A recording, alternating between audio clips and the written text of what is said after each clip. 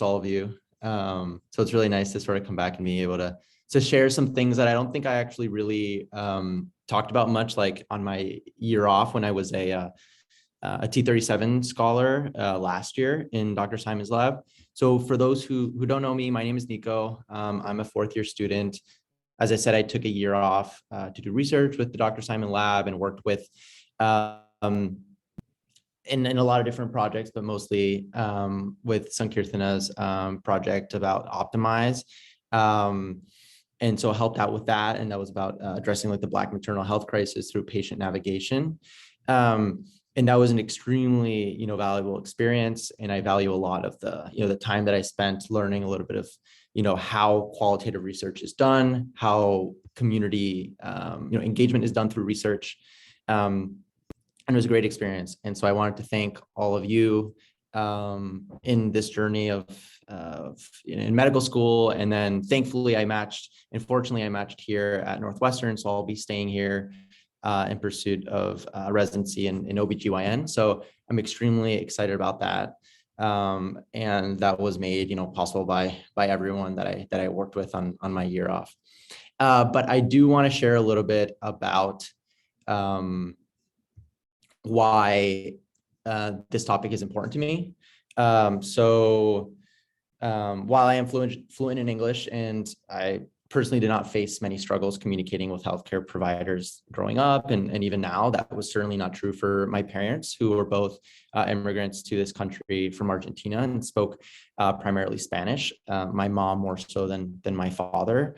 And then my mom, so attending clinic visits with my mom, I was often sort of like an interpreter at a young age and saw how important language and communication more broadly, is important in establishing care and trust with a provider.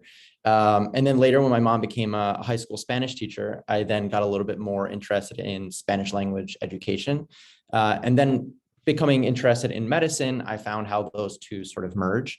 And that sort of has led me to sort of continue on this passion of trying to provide a little bit more equity for patients who have a limited English proficiency. And though a lot of what I will share is based more so because of my experience and sort of my passion for Spanish speaking populations, though this information can be applied much more broadly to different populations, which I will also talk about. All right. So no disclosures. And so just objectives. A couple, I want to discuss the relevance of limited English proficiency populations in the US and more locally here in Chicago. I want to discuss the challenges to equitable care for patients with LEP, discuss then the disparities in specifically gynecologic care for patients with LEP, and then discuss some methods to promote equity for patients, specifically in this setting who have LEP. And then discuss a little bit of a project of mine and of another mentor of mine that's based out of UIC, of creating a gynecologic specific medical Spanish course for fourth year medical students, and also talk a little bit about the evaluation of that course. And so, though typically used to describe people who do not speak English fluently, most often because it is not their native language, this phrase limited English proficiency is defined as a population 5 years or older who I'd self-identify as speaking English less than very well, as asked in the US Census.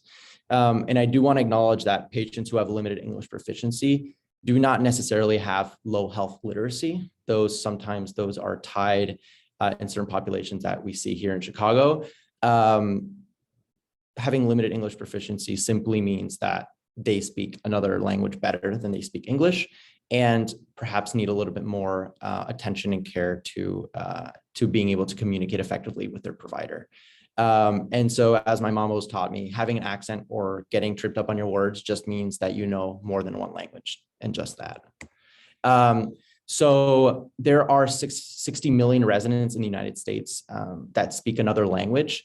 And of those, 25 million are considered to have limited English proficiency. And there's been a dramatic increase in the percentage of LEP individuals from 1990 to 2013, a 80% increase. It's also important to recognize the significant language diversity in the United States. So the United States does not have an official language. and is home to 350 different languages, which is what makes, this country so special. It really is a melting pot of so many different cultures of languages. And though Spanish is the most widely spoken language among the population, the other top 5 include Mandarin, Cantonese, Vietnamese, Korean, and Tagalog. And all of those represent 80% of the total population that is limited English proficiency. And then more specifically for Spanish, in fact, the United States actually has more Spanish speakers than Colombia, than where my parents immigrated from, Argentina, to where the language actually, was originated in Spain. So the only country with more Spanish speaking patients than the United States is actually our southern border, Mexico. And so this just sort of gives an idea of the importance and the sort of the need here in the United States. And then to speak a little bit more locally, and to take a local health equity lens to this, 16% or 400,000 individuals in the Chicago metro area are considered to have limited English proficiency. So the most common languages in Northwestern's primary service area, so the populations that are served primarily by Northwestern, are very different than the US's. And so this is why it's important to sort of, in whatever you're focusing your implementation or your project on, for that to be specific to the location that you are, unrolling this. And so so though Spanish is, 62%, Polish community actually takes up 7% of the population, but makes up 11% of the total LEP population, which though I knew that there were many Polish speakers, I wasn't aware of how many, have limited English proficiency. Others are Korean and Tagalog. Okay. And so though LEP is an independent determinant of health, LEP populations often face, other significant social determinants of health. So sort of like an additive effect for many, though that should not be assumed. LEP populations in Chicago are often subject to a slew of structural barriers and systemic policies, such as housing segregation, and many others that affect access to care. And LEP populations in Chicago have 2 times the poverty rate, have lower education attainment, and live in neighborhoods with more violent crime. As well as those who have LEP have a lower rate of health insurance coverage, as seen on the figure here to the right. Okay, and so with the majority of the hospitals and providers encountering Spanish-speaking LEP patients on a regular basis, patient-physician language concordance, which is defined as the ability of the patient and the doctor to directly communicate with each other in the same language without using a medical interpreter, becomes a recurrent public health issue. So all dimensions of healthcare, including healthcare system performance, quality, cost, access, patient experience, patient safety, are challenged by this patient or language discordance. And many studies have looked at the role of patient and physician dyads, in which they speak the same language as compared to language discordant groups. And so it's actually really difficult to study this, and there aren't a whole lot of very good studies of high quality. That's because studying language concordance, requires a collection of data pertaining not only to the patient's language preference, but also to the language proficiency of the provider, which is often not routinely captured at U.S. medical centers. So if you look, at like a faculty profile or a Northwestern medicine, sort of trying to look for a doctor, and you want a provider that speaks a certain language, it doesn't, give a little bar of how well they speak that language. And so being able to come up with studies, of seeing what is the dose effect of, of language fluency that provides, different outcomes or patient satisfaction, et cetera, is really difficult. And also that, along with the fact that very few, medical providers, medical students, residents are fluent in languages that, that are common languages among those that are limited English proficiency, also makes it hard to study these disparities. Okay, I lost my mouse here. All right, there we are. Okay, so now I want to talk a little bit about the language barriers in reproductive health and specifically in gynecologic. care. So there's a very long history of not properly consenting patients for sterilization in our country, even up to last year. And, during COVID, there were many instances of, of immigrants that were not properly consented and received, hysterectomies. So the lady on the left was one of 10 women who filed a class action lawsuit against USC LA County, which is a large public hospital in LA, claiming to have received a tubal ligation after a cesarean section without proper knowledge of the intended effect of that surgery, essentially infertility. And though they had signed consent forms, the monolingual working class Spanish speaking patients stated that they thought, that the procedure was reversible. And one patient found out that her tubes had been tied only 4 years after the procedure. And so the California court ruled in favor of the county medical center and held that sterilizations were the result of miscommunication and language barriers between the patients and the doctors, despite, patients' legal right to access medical care in their language of origin. However, in the wake of this court case, came reforms as to how Spanish-speaking patients were consented and requiring forms to be in Spanish. However, many studies thereafter did show that there's still a lot of disparities in the consenting process. So a study that was done at UCSF in 2007 showed that, unfortunately, despite all of these laws requiring, the use of interpreters in the consenting process, that fewer than a third of LAP patients had documentation of interpreter involvement in the process of informed consent for 3 major procedures. And only 41% of LAP patients had a consent form in their primary language or signed by an interpreter. And then another study in a survey of residents and attendings at that same residency program, 2/3 of them had reported incidences in which they were in an outpatient setting and had wished that they use an interpreter when they had not. And so now I want to talk a little bit more specifically about a couple of other studies. So this study was published in 2011 in the Journal of Healthcare for the Poor and Underserved. So De Bocanegra et al. Explored whether patients served with staff interpreters, so those being language discordant, received the reproductive health care of lower quality than clients who were in that sort of language concordant group. So they looked at 5,000 reproductive health visits, the majority of whom, were female Spanish-speaking individuals at many different sites, 116 provider sites. And so they included people whose primary language was Spanish and in which the services were provided by a clinician who spoke their language or through a staff interpreter. And so what they essentially did was they compared these visits, the language concordant groups versus the language discordant groups. And they took a look at certain quality of care indicators by documentation in medical records. So it's important to say that, not everything is recorded in medical records. And so there's a lot of different variables here that perhaps don't make it the best quality of study. And this goes back to the lack of the quality, within these studies. And so they looked at things, for example, contraceptive counseling. So this was considered documented if there was a record of discussion of contraceptive method use or options, including sterilization. They also looked at reproductive health counseling,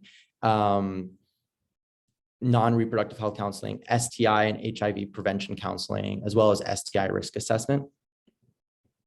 And so when they looked at the data, they found significant differences between quality indicators in language concordant versus language discordant group. So when looking at the results, key indicators of healthcare quality, such as contraceptive counseling, reproductive health counseling, STI and HIV prevention counseling, and STI risk assessment were significantly less likely to be documented when interpreters were used during the clinical encounter, as compared to visits, when the clients, they call them clients in this study, but when the patients were served by a clinician who speaks their language. And so, these findings show that substantial gaps remain in the quality of services that are provided to, the subset of patients. And it's thought that perhaps in, these interpreter-assisted interactions, that both the provider and client may limit their conversation to the specific visit reason, due to the perception that communication through an interpreter requires more time and is much more difficult to do, and perhaps more so in a setting in which the conversation is needs to be very in depth and covers very sensitive topics. And so another topic that I want to discuss is disparities in communication and communication errors in pelvic floor disorders. So this is sort of disorders of the pelvic floor, which leads many times to urinary incontinence, and many other issues like prolapse. So Latina women, so this is a qualitative study. And so because I know a lot of you are interested in qualitative study, I added this one here. So Latina women bear a disproportionate burden from symptomatic pelvic floor disorders as compared to non-Hispanic white females, where they're at a 2 times increased risk of stress and mixed urinary incontinence. And then many disparities have been identified across the continuum of care for diagnosis, treatment, and even surgical outcomes. And so this qualitative study demonstrated that Spanish-speaking Latina women with PFDs are heavily influenced by their culture and oftentimes a decrease in sort of the knowledge and of the disease process, which produces, as indicated in the study, shame, fear, and isolation, and many times. And as a result, these patients tend to avoid discussions regarding their symptoms and ultimately delay care and treatment until their condition is very advanced. And so this study in the Female Pelvic Medicine and Reconstructive Surgery Journal sought to evaluate the barriers to communication with Spanish-speaking women with these pelvic floor disorders. And so they found many levels of barriers to communication exist. So for example, inability to use certain medical terminology, because even for, in English, these are very specific terms that need to be used. And so eliciting an adequate history from a patient to really figure out what diagnosis they have before doing any sort of further diagnostic testing and sort of like sensors and trying to figure out exactly what type of incontinence it is difficult. And then, many barriers, so at the patient level, the healthcare workers, and then also at the system level. All right, so I want to talk a little bit now about how to address language barriers in gynecologic care. So there's some ideas. The process of informed consent requires attention and communication skills from physicians who often have multiple demands of their time. For patients who do not speak English, additional time and effort may be required to find a consent form in the patient's primary language. So making sure that those are available for every single procedure that's offered in the office, even if there's a low number of patients, that speak a certain language coming to that visit, having that, in a folder would be, very easy to do. And then all you have to do is print that off. Making sure that you have access to an interpreter, which though is not, language concordant as defined by some of the studies, is certainly better than nothing at all. And then especially, ensuring adequate understanding and using a teach back method, especially for, the more invasive and life-changing procedures that gynecologists offer. And so as difficult as it may be to adjust workflows and priorities, it's important to recognize biases when taking care of patients whose first language is not English. And so more specifically now, I want to talk about a special interest of mine, which is promoting medical Spanish education for medical students and residents. All right. So medical Spanish courses have been implemented across the country to support students with various levels of Spanish proficiency and teach them how to best use the Spanish that they already know to improve their care. So medical school may not be the ideal place to start from zero to learn Spanish, with many with limited time to sort of devote to studying other things than medicine. So really focusing on the Spanish that people know and how to use that Spanish. Just like in English, when you come into medical school, you already know how to communicate in English, but you don't know how to use that language to communicate with patients. And so it's the same sort of idea. The continued growth of the Spanish-speaking population and the increase, albeit slow, increase in entry medical students who speak Spanish allows for an increased utility of medical Spanish courses. And so the Civil Rights Act and Executive Order 2000 and national standards say that, it is legally required to provide care that is culturally and linguistically appropriate to the patient's preferences. Though that is not occurring everywhere, and the places that it occurs at is not always ideal. The LCME, which is the accrediting institution for medical schools, also requires that specific communication and cultural competency standards in both the undergraduate and graduate medical education are adhered to. And so many medical students who are native or second language Spanish speakers are interested in formalized training to best treat underserved Spanish speaking populations. And again, we don't learn medicine through simple vocab lists. We must learn how to communicate. We must learn how to elicit histories, perform physical exams, share diagnoses and what that means for patients, how to follow up, how to receive care, when to come back to clinic if something gets worse. There are many books and vocab lists of words in Spanish, but a formalized and published curricula focused on patient-centered communication and really grasping the importance of the social cultural context of the patient is lacking, but is very necessary. Okay, and so why a gynecologic medical Spanish, besides the point that I'm going into OBGYN? Well, there's a very specific vocab in OBGYN that patients and medical students are frankly very unfamiliar with entering the space of medicine. So basic structures are necessary in describing anatomy to patients, but keep in mind that as medical providers, using patient-centered communication, we often don't use, the medical terms things. We won't say leiomyoma, we will say fibroid. So we won't tell patients that they have a 3rd degree perineal tear. We'll tell them what that means and where that is. And it's more important even to sort of explain rather than use specific vocab words. So in medical school, we learn the language of how to do sensitive exams. So when doing a gynecologic or, a primary care exam, we wouldn't say, looks great after a breast exam. You'd say, everything looks normal.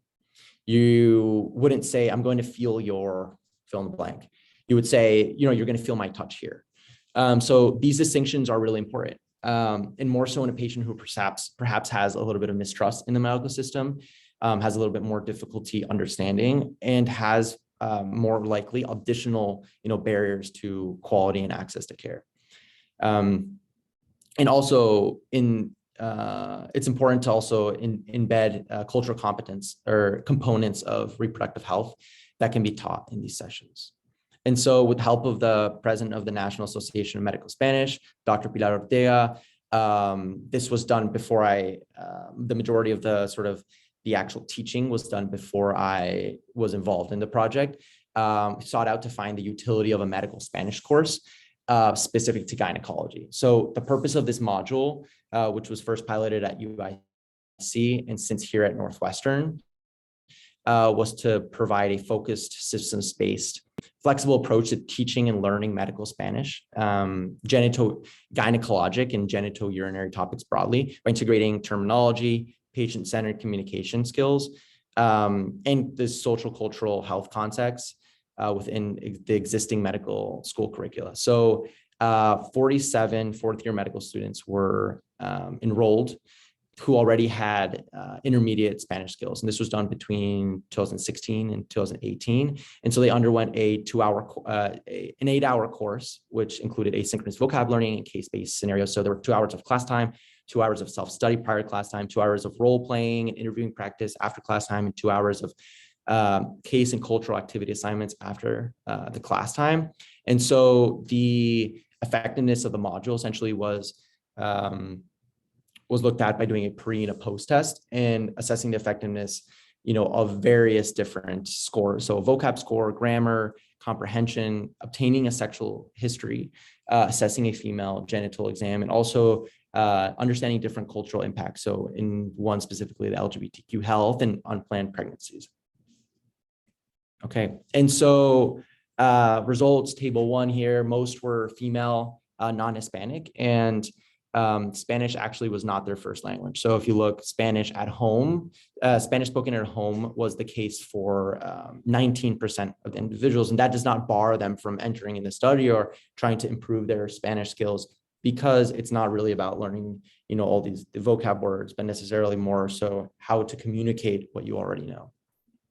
So as you see in the results, the post-test score average for all of the learning objectives and metrics were significantly improved. So the vocab, grammar, comprehension, obtaining a sexual history, assessing a female genital exam, including the cultural impact were met. And so we found that implementing a focused gynecologic modular curriculum really did facilitate student engagement through specific learning objectives and structured activities that can be achieved in a discrete 8-hour period. And so this can be implemented at different medical schools, perhaps implemented in some degree in a residency program, where this is maybe perhaps in residency programs that have, a lot of Spanish speaking patients, finding a time to integrate this in some way, whether that is sort of like an orientation or whether that is a break, whether that is on certain, education days, I think could be done. And then also the next steps are making this course material that we developed more publicly available for use and adaptation to medical schools and residency programs. So that's what I wanted to end with. I thank you guys for listening to my talk and for, being part of my story in medicine. And I already spoke at how much, I value my time at Chet and how, a lot of my passions have been reinforced and continue in part, because of my experience with you all in Chet. And these are some of my references as well. Thank you. Thank you, Nico. So we're gonna shift towards like a sort of free-for-all open Q&A. So I do have a couple questions. So I'll go first, and then anyone else that wants to ask a question, feel free to just unmute. So my first question is, how do you kind of plan to continue this work in residency, or like how do you plan to incorporate like what you've learned into like your future as a OB-GYN? Yeah, well, I think that just, from the day-to-day of speaking with, with Spanish-speaking patients, thankfully, and one of the reasons why I, wanted to stay here at Northwestern was because in the residency program here, you spend about a third of your time at Cook County Hospital, which, has a primarily Spanish-speaking population. And so I did my third year clerkship there, and I knew how sort of valuable that is. And so that's a space to like use the skills you have, but also be able to, find out how to improve those skills and sort of teach others, whether those are like medical students or your co-residents.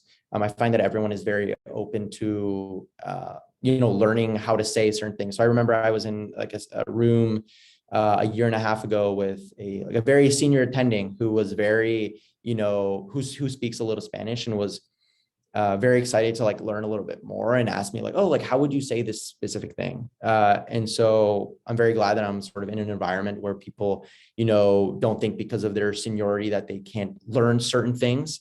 And so I think like in that part, to the day-to-day, but also I'd love to continue this research.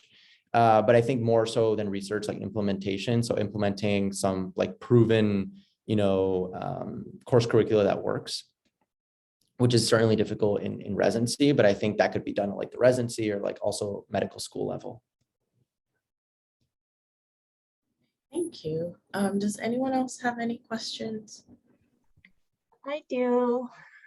Nico, thank you for presenting this. This is super interesting and so important.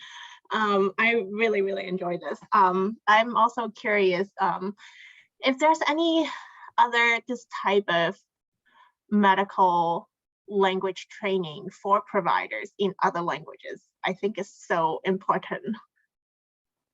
Yeah.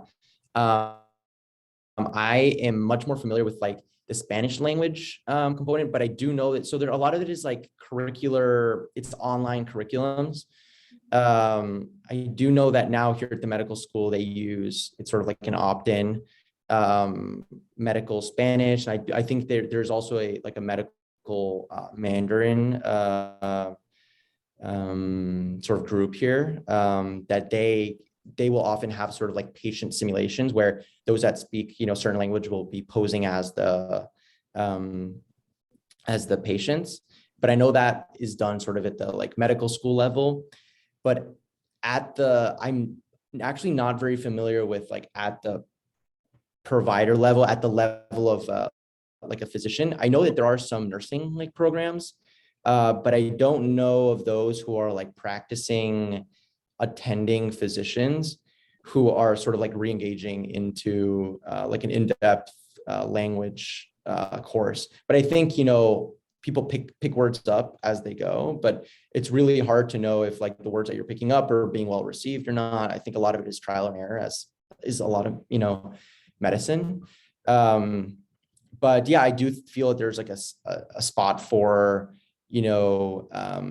making that much more available and having much more curricula for use at, at different levels of medical education and for various, amounts of time. So if someone has, just a little bit of time, or, can devote, a week or 2 weeks to, really getting into patient simulations. And I think that there need to be many more options at different levels and at different sort of like intensities.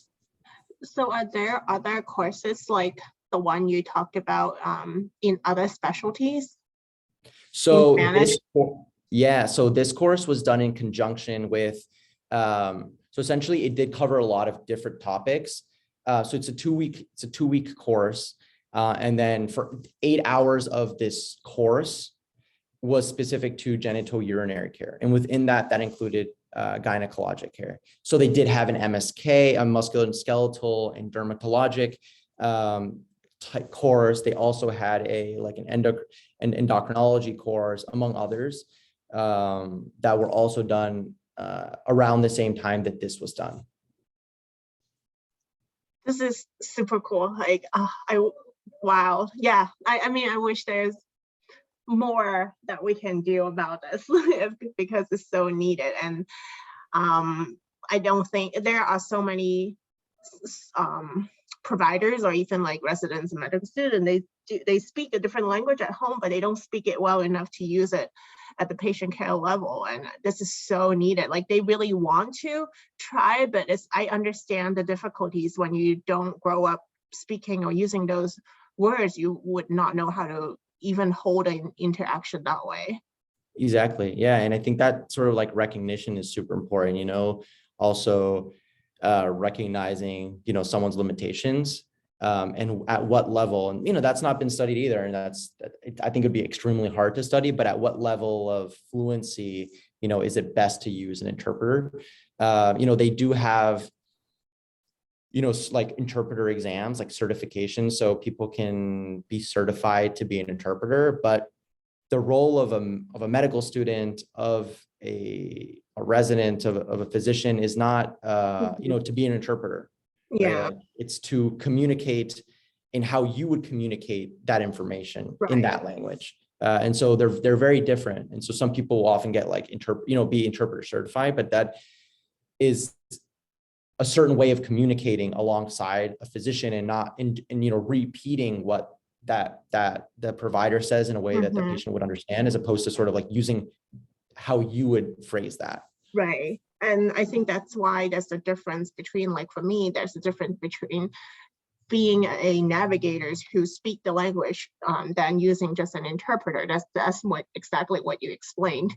And then another thing is, I don't think people understand, like even if you speak a language, you can learn all those new vocabulary, but doesn't mean that you know how to interact with patient in that other language that you speak at home, because when you speak at home, when you speak with your family, you talk differently.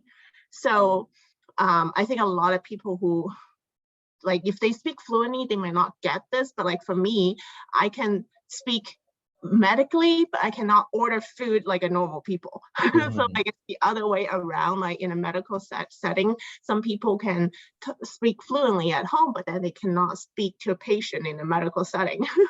Yeah. And that's sort of, I feel that you can have that specific vocab, but if you don't have perhaps the sort of like the linguistic, the same way of speaking, I think there's a lot of like confounding factors in this also, because you may speak the same language, right? And it would be really interesting to see like, those who, a fluent Spanish speaker who was born and bred in the United States and has never traveled outside of the United States, let's say, how does that communication differ from someone who speaks Spanish and also has a little bit more cultural context of, the patient's situation, and perhaps, is aware of certain, preferences of the patient given their background and et cetera.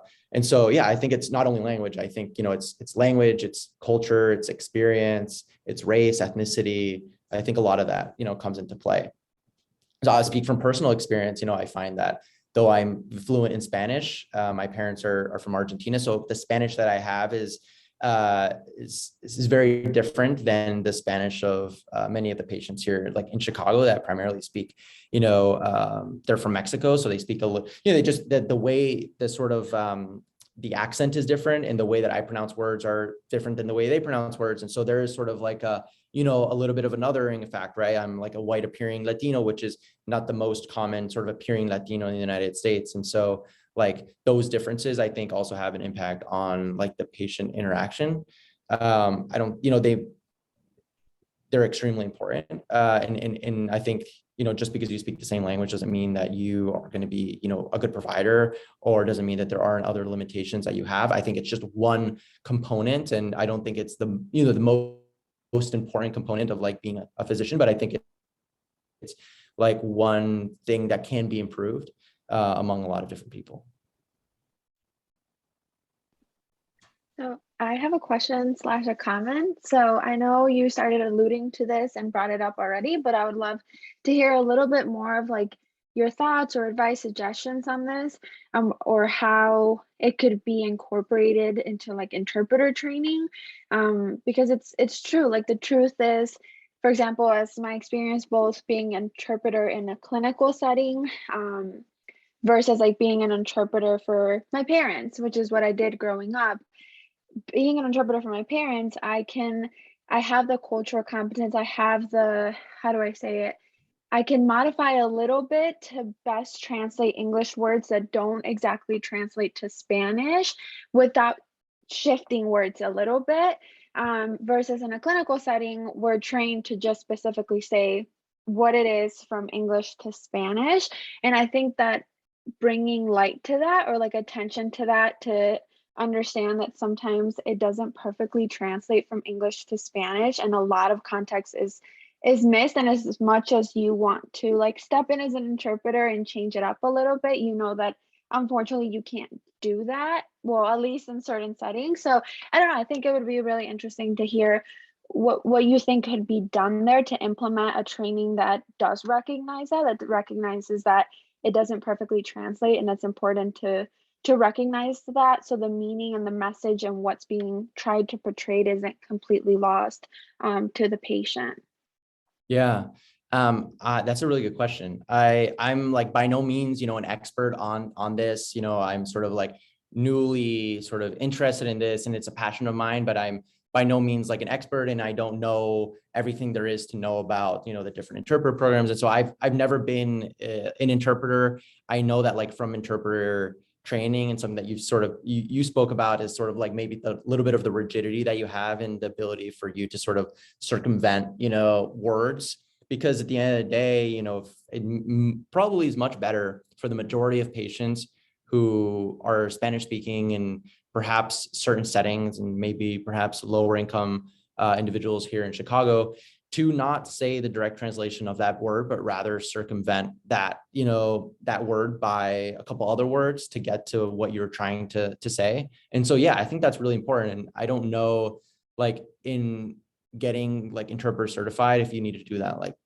if you need to do like an in-person exam or an online exam, or, but I think there are sort of like rules or maybe recommendations as to like how to be, best be an interpreter. And I think they do that to sort of, decrease the, how many levels of, circumventing you can do. Maybe something gets lost in there. And with like physician demands, maybe, you need to cover a certain amount of patients in a certain amount of time. They're not able to, if you're doing all of that, which is a whole nother issue. But yeah, I don't know. I think that like recognizing the importance of that, and at the end of the day, like I think when you explain something to a patient, making sure that they understand it by asking them, just to review, just so we understand that we were communicating everything effectively. Could you just talk a little bit about what we just shared? All right, like what are sort of like some of the next steps that we talked about, just to make sure that we explained everything correctly. So I think that can be done in like the interpretive setting also, maybe even added. I think that maybe depends on the type of physician that you're working with and the sort of comfort you have with them, as to how you can do that and best implement that. But I think like doing that teach back method would be really good for all populations, but specifically those who are like limited English proficiency and need an interpreter, or, maybe interacting with a provider who speaks less than fluent, Spanish, Mandarin, whatever language. Thank you so much. Yeah. Any other questions? I have another one. So in your experience so far in clinical settings, how often are interpreters offered to patients? And then how does a physician themselves identify when, how do they identify LEP in a patient? Mm-hmm.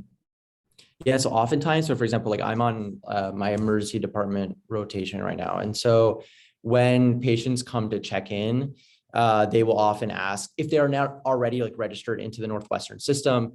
Sometimes they will ask again to see like what their preferred language is. And so oftentimes like on the upper left-hand corner of the EMR, it'll say their name, their picture, and then it'll say, the language preferred. And oftentimes it'll only show if they have a different language other than English. So you may see Spanish. And so that gives you an indication that this patient will need an interpreter, or if there's a provider that speaks Spanish, maybe if there's two patients, that if the provider would prefer to see that patient because they have that language congruency, then they can go and see that patient. But also I don't think it should be assumed that, those who speak Spanish, though they have that skill, that they should be obliged to seeing only Spanish speaking patients. I oftentimes see that, there's like an added burden to those who have an extra set of skills or perhaps, understanding or interest in equity, health equity issues that, there's like an added burden for them to sort of address a lot of these, other issues. But in other cases, it's difficult. I think, and there's a bias in all of this, right? And I don't, sometimes, so if you hear a patient with an accent, you may wonder, would this patient prefer to speak in English, in Spanish, or in, whatever language that they speak? Sometimes I don't say I would do this every time. I think it would be helpful to do, but to simply ask like, what is your preferred language? So we can like best accommodate, your visit here, or to make sure that we're communicating the best way possible. And then many of them, though perhaps get tripped up on the words, they would prefer to speak in English. And I think that should be respected. I don't think you should push, an interpreter when the patient does not want to, and just simply because you think that they are not understanding because of perhaps your bias and because of it's, you had 10 patients that spoke English, perfectly beforehand. And so you're used to that sort of communication. I don't think it should be assumed that, they would need an interpreter. So I think it's also, you should be giving the patients a sort of, the decision if they would like to or not. I have another question. What's your longer term goal in this or during your residency?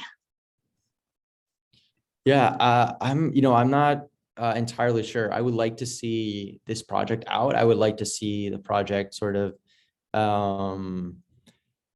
be more like publicly available, so to be used for other like schools to to implement. I would love to see, like, now that I'm staying here, I would love to see like medical students interested in rotating at the Stroger Cook County Hospital, which is an option for us.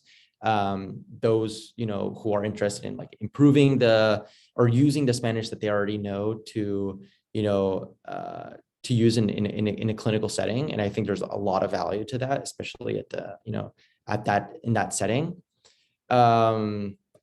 It would be really nice to like participate in some teaching lessons, or to prepare some like simulated patient encounters where they could ask, or be able to at least demo how they would go through a pelvic exam. I think that is a huge, even just saying, in English, I think it's difficult to guide someone through a pelvic exam in a way that is like very trauma informed, in a sensitive way, and making sure that you're doing everything slowly, that you're, that you're talking before you touch, you're explaining what you do. And so I think that, simple things like, how do you say, footrests, right? Like before we would say stirrups, right? Maybe not the most politically correct or a great way to say, put your feet up on the stirrup. So, we don't say that. We say like, can you place your feet on the on these supports or the footrests. And so like, how would you say it in Spanish, instead of tripping up on your words of saying like, oh, like, how do you say that? So maybe saying like soporte, or, another word to sort of indicate where they would put their feet. And I think simple things like that go a long way in facilitating a pelvic exam being a little bit more comfortable, or a little bit less uncomfortable, I would say. And instilling a little bit more trust in your provider, I think, in like sort of, in a very sensitive exam about or surrounding very sensitive, oftentimes very sensitive topics. So I think like in that setting, it's even more valuable. And so I would like to see that, specifically because I like, OBGYN and gynecology specifically, but because it's also like an interest of mine to improve the communication, between providers and patients. That's very cool. Thanks for sharing. Yeah, couldn't agree more. Okay. So we're not yet at time, but does anyone else have any questions? I could also continue to ask questions. I can ask a question. It's nice to see you again, Nico. Hi. Yeah, have you noticed any interest, or has a group noticed any interest in the medical students that have already done the training, in like kind of continuing or receiving further support after that 8-hour course to kind of either refresh or have new opportunities to do some of these scenarios again? Because even though even sometimes I feel like I get rusty with like interactions after I haven't done like medical interpreting after a while. Yeah, I think definitely. I think that just by the nature of people that are interested in treating perhaps like underserved populations or populations that have limited English proficiency, are more likely to want to treat those populations in the future. And so are perhaps like more likely to find themselves in situations where they would improve their Spanish. And so, for example, if in the first and second year, here, for example, at Northwestern, there are many times where the Latino Medical Student Association will have like simulated patient experiences where the students will pose as patients in like a patient encounter. Perhaps students get interested in that. And I've seen it where patients are, students are interested in that, or students who already spoke Spanish, engaged in that, and then, wanted to do that rotation at Cook County instead of Prentice here because they wanted a little bit more exposure into that population. A lot of people then end up, through that experience, then teaching other medical students, or engaging. I know, like, for example, at UIC, when they have like a pretty, I don't know how it is right now. Sorry, at Loyola, at Loyola, they had a pretty robust medical Spanish like elective that was done run by students, which is also difficult because there's a lot of turnover of students. So having a faculty member, which Northwestern does have a faculty member who runs the medical Spanish course now, that was, that she's a faculty at UNAM, actually, the Universidad Autónoma of Mexico, but it's in the Chicago campus. Sorry, I lost my train of thought there. So there are a lot. So for Loyola, there was a student run, and they also implemented like in the medical student in this curriculum, the need to like shadow interpreters or to find more clinical experience where they're in the setting where they need to like use this Spanish. So you're not only learning it like in the context of a simulated patient, but you are like using it, outside of that. And I wouldn't say that Northwestern, medicine, compared to other, medical centers or hospitals in Chicago, you're probably less likely to, encounter more patients that speak Spanish or, or Mandarin or Cantonese or Vietnamese or Tagalog or Polish than perhaps other like hospitals or even academic centers, just by the nature of the patients that are within the primary service area of Northwestern. But I think those opportunities are certainly available for those that are interested in it. But I think it should be an effort by like all academic medical institutions to make sure that they are including the whole, city and the population, and making sure that the patients that are found in their hospital, in the walls of between the walls of the hospital, represent, the city that, you're treating. Absolutely true. Thank you. This is so true. I wonder like what can be done or how we can kind of, get all the hospitals and academic institutions together to make sure all the students and residents receive this kind of training if they would like to. Yeah, I think a lot of it comes down to also just like the demands of physicians and like how medical institutions salary their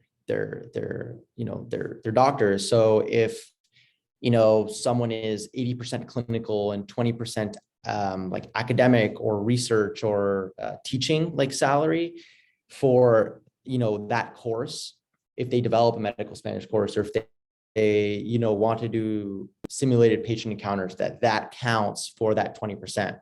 So it's essentially the recognition, and I don't know very well here how it's done or in other places how it's done, but I think that's an issue that comes across frequently of like, if certain activities are recognized by the university or like the medical, the hospital that they work for as, salary eligible. I mean, I'm not an expert on this. This is sort of just like hypothetical. I don't know how it's done here, but I think that is, I think that needs to be sort of fleshed out. Hello. Hi, how are you doing? Hi. It seems like I'm, there's a PBL or at 1 o'clock. Sorry. Yeah, I'm just in the middle of a conference, but okay. So sorry, it looks like I'm getting kicked out of the room that I'm in. So thanks all for joining and, being a part of this. I appreciate like talking about this with people that are very, passionate about this also. Thank you for presenting, Nico. This session was recorded, so once that's processed, I will make it available and send it by email. But thank you again, and all the best in residency. Thank you. See y'all soon.